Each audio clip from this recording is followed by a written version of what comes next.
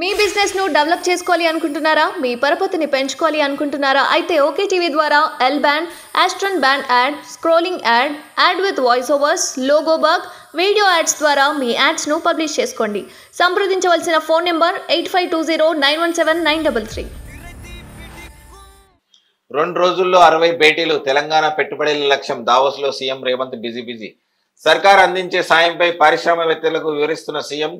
Novartis మెడిట్రానిక్స్ సీఈఓలతో ప్రత్యేక భేటీ. నైపుణ్యాభివృద్ధిపై నాస్కామ్ అధ్యక్షుడు చర్చలు. హైదరాబాద్ C4IR ను స్థాపిస్తాం. కుదిరిన MOU. వచ్చే 28న ముహూర్తం ప్రకటించిన WC అధ్యక్షుడు బోర్గ్ బ్రెండ్.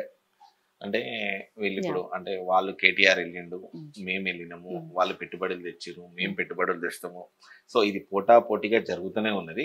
ఈ పెట్టుబడులు ఎంతవరకు వస్తున్నాయి? ఈ పెట్టుబడులలో ఉన్నటువంటి మతలబ్ ఏంటి మేడం? ఇప్పుడు అంటే వాళ్ళు కూడా వెళ్ళిరు, మేము తెచ్చినామని చెప్పారు. అంటే ఎక్కడ కూడా తెచ్చినట్టు గానీ, ఇక్కడ స్థాపించినట్టు గానీ, ఎంప్లాయ్మెంట్ ప్రైవేట్ సెక్టార్లలో ఎంప్లాయ్మెంట్ అనేది కూడా పెద్దగా అనిపించలేదు. ఇప్పుడు ఈ రేవంత్ రెడ్డి ఎంతవరకు పెట్టుబడులు తీసుకొచ్చి ఇంప్లిమెంటేషన్ చేసే అవకాశం ఉంది?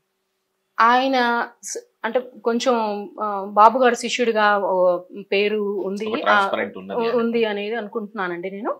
అండ్ జనరల్గా ఇప్పుడు ఎప్పుడైతే మనం ఎంప్లాయ్మెంట్, నేను ఏంటంటే ఓకే సంక్షేమ పథకాలు ఉండాలి, కాకపోతే అదే మెయిన్ కాకూడదు అనేది నా అభిప్రాయం. ఏంటంటే నాకు కావాల్సిన ఆదాయం ఏదైతే వస్తుంది అన్నప్పుడు నేను ఫ్రీబీస్కి నేను ఆశపడనండి. వాళ్ళు ఇచ్చే 5,000, 10,000, 2,000, 3,000 కోసం నేను ఆశపడను. సో ఎప్పుడైతే ఎంప్లాయ్మెంట్, ఇప్పుడు నిజంగా ఈయన కనుక కంపెనీలు అవి తెచ్చి ఎంప్లాయ్మెంట్ అనేది ఎప్పుడైతే క్రియేట్ చేస్తారో, ఒక 5 లక్షలు ఇప్పుడు మినిమం సాఫ్ట్వేర్ కంపెనీలు కనుక అనుకుంటే హీన పక్షంలో 5,000 లక్షలు సంపాదిస్తున్నారు. 5 లక్షలు సంపాదించినప్పుడు వాళ్ళ ఇంట్లో వాళ్ళ డిపెండెన్సీ రేషన్ కార్డులు, వీళ్ళు రేవంత్ గారు క్లియర్గా చెప్పారండి అంతకుముందు మీడియా సమావేశాల్లో, ఇంటర్వ్యూలు వాటిల్లో కూడా. ఏంటంటే అంటే ఆరోగ్యశ్రీ కోసం రేషన్ కార్డు అడుగుతూ ఉంటారు.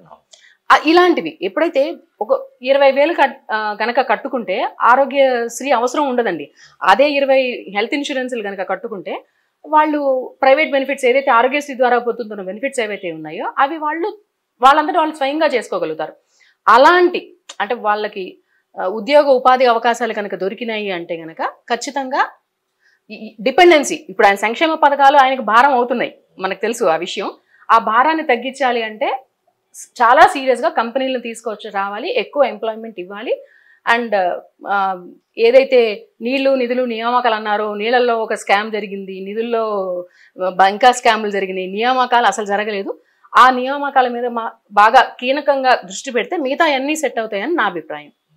2 రోజుల్లో 60 భేటీలు. తెలంగాణ పెట్టుబడుల లక్ష్యం. దావోస్లో సీఎం రేవంత్ బిజీ. సర్కార్ అందించే సాయంపై పారిశ్రామికవేత్తలకు వివరిస్తున్న సీఎం. నోవార్టిస్ మెడిట్రానిక్స్ సీఈఓలతో ప్రత్యేక భేటీ. నైపుణ్యాభివృద్ధిపై నాస్కామ్ అధ్యక్షుడు చర్చలు. హైదరాబాద్ C4IR ను స్థాపిస్తాం. కుదిరిన MOU. వచ్చే 28న ముహూర్తం ప్రకటించిన WC అధ్యక్షుడు బోర్గ్ బ్రెండ్. అంటే వీళ్ళు ఇప్పుడు అంటే వాళ్ళు KTR వెళ్ళిండు, మేము వెళ్ళినాము, వాళ్ళు పెట్టుబడులు తెచ్చిరు, మేము పెట్టుబడులు తెస్తాము. సో ఇది పోటాపోటీగా జరుగుతూనే ఉన్నది. ఈ పెట్టుబడులు ఎంతవరకు వస్తున్నాయి? ఈ పెట్టుబడులలో ఉన్నటువంటి మతలబ్ ఏంటి మేడం? ఇప్పుడు అంటే వాళ్ళు కూడా వెళ్ళిరు, మేము తెచ్చినామని చెప్పారు. అంటే ఎక్కడ కూడా తెచ్చినట్టు గానీ, ఇక్కడ స్థాపించినట్టు గానీ, ఎంప్లాయ్మెంట్ ప్రైవేట్ సెక్టార్లలో ఎంప్లాయ్మెంట్ అనేది కూడా పెద్దగా అనిపించలేదు. ఇప్పుడు ఈ రేవంత్ రెడ్డి ఎంతవరకు పెట్టుబడులు తీసుకొచ్చి ఇంప్లిమెంటేషన్ చేసే అవకాశం ఉంది? ఆయన అంటే కొంచెం బాబు గారు శిష్యుడిగా పేరు ఉంది అనేది అనుకుంటున్నానండి నేను. అండ్ జనరల్గా ఇప్పుడు ఎప్పుడైతే మనం ఎంప్లాయ్మెంట్, నేను ఏంటంటే ఓకే సంక్షేమ పథకాలు ఉండాలి, కాకపోతే అదే మెయిన్ కాకూడదు అనేది నా అభిప్రాయం. ఏంటంటే నాకు కావాల్సిన ఆదాయం ఏదైతే వస్తుంది అన్నప్పుడు నేను ఫ్రీబీస్కి నేను ఆశపడనండి. వాళ్ళు ఇచ్చే 5,000, 10,000, 2,000, 3,000 కోసం నేను ఆశపడను. సో ఎప్పుడైతే ఎంప్లాయ్మెంట్, ఇప్పుడు నిజంగా ఈయన కనుక కంపెనీలు అవి తెచ్చి ఎంప్లాయ్మెంట్ అనేది ఎప్పుడైతే క్రియేట్ చేస్తారో, ఒక 5 లక్షలు ఇప్పుడు మినిమం సాఫ్ట్వేర్ కంపెనీలు కనుక అనుకుంటే హీన పక్షంలో 5,000 లక్షలు సంపాదిస్తున్నారు. 5 లక్షలు సంపాదించినప్పుడు వాళ్ళ ఇంట్లో వాళ్ళ డిపెండెన్సీ రేషన్ కార్డులు, వీళ్ళు రేవంత్ గారు క్లియర్గా చెప్పారండి అంతకుముందు మీడియా సమావేశాల్లో, ఇంటర్వ్యూలు వాటిల్లో కూడా. ఏంటంటే అంటే ఆరోగ్యశ్రీ కోసం రేషన్ కార్డు అడుగుతూ ఉంటారు. ఇలాంటివి ఎప్పుడైతే ఒక 20,000 కనుక కట్టుకుంటే ఆరోగ్యశ్రీ అవసరం ఉండదండి. అదే 20 హెల్త్ ఇన్సూరెన్స్లు కనుక కట్టుకుంటే వాళ్ళు ప్రైవేట్ బెనిఫిట్స్ ఏదైతే ఆరోగ్యశ్రీ ద్వారా పొందుతున్న బెనిఫిట్స్ ఏవైతే ఉన్నాయో అవి వాళ్ళంతటా వాళ్ళు స్వయంగా చేసుకోగలుగుతారు. అలాంటి అంటే వాళ్ళకి ఉద్యోగ ఉపాధి అవకాశాలు కనుక దొరికినాయి అంటే కనుక ఖచ్చితంగా డిపెండెన్సీ, ఇప్పుడు ఆయన సంక్షేమ పథకాలు ఆయనకు భారం అవుతున్నాయి, మనకు తెలుసు ఆ విషయం. ఆ భారాన్ని తగ్గించాలి అంటే చాలా సీరియస్గా కంపెనీలను తీసుకొచ్చి రావాలి, ఎక్కువ ఎంప్లాయ్మెంట్ ఇవ్వాలి.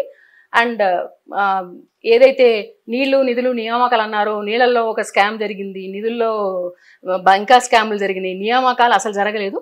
ఆ నియామకాల మీద బాగా కీలకంగా దృష్టి పెడితే మిగతా అన్నీ సెట్ అవుతాయని నా అభిప్రాయం.